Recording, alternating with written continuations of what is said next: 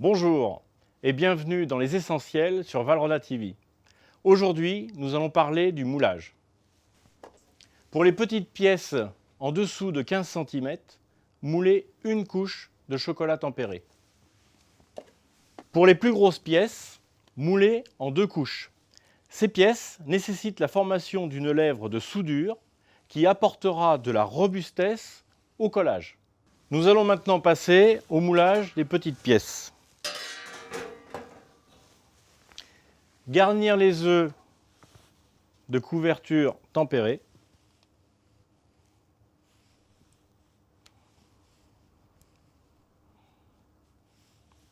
Puis égoutter les œufs tout en tapotant.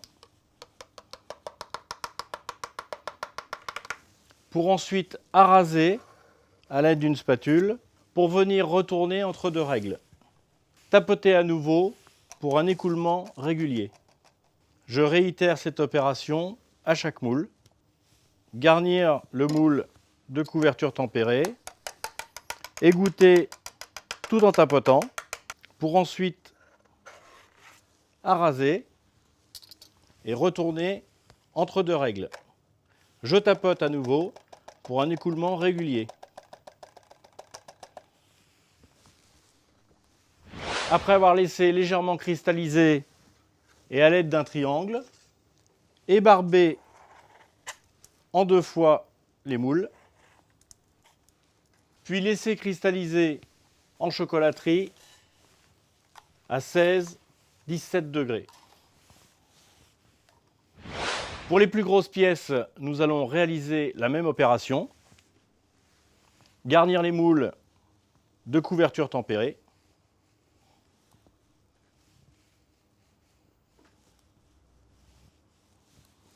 Pour ensuite les écouler tout en tapotant, puis araser le moule pour venir poser à plat sur une feuille, ce qui permettra de réaliser cette petite lèvre de soudure.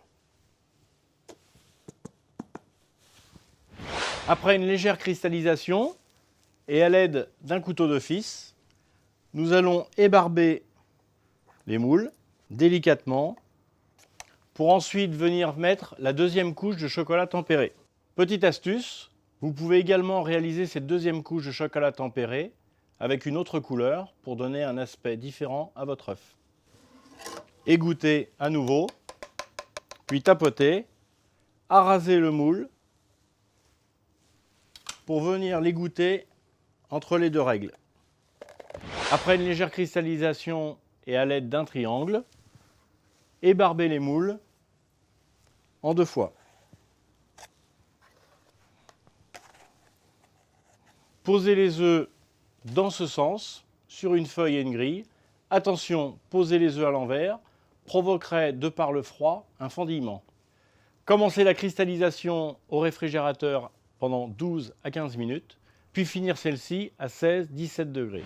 Lorsqu'un chocolat est bien tempéré, nous remarquons qu'il rétrécit en cristallisant, ce que l'on appelle la rétraction, et permet donc un démoulage sans effort.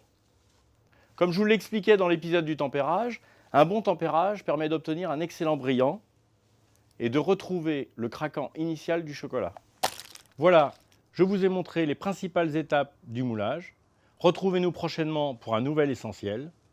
Merci et à bientôt sur Valrhona TV.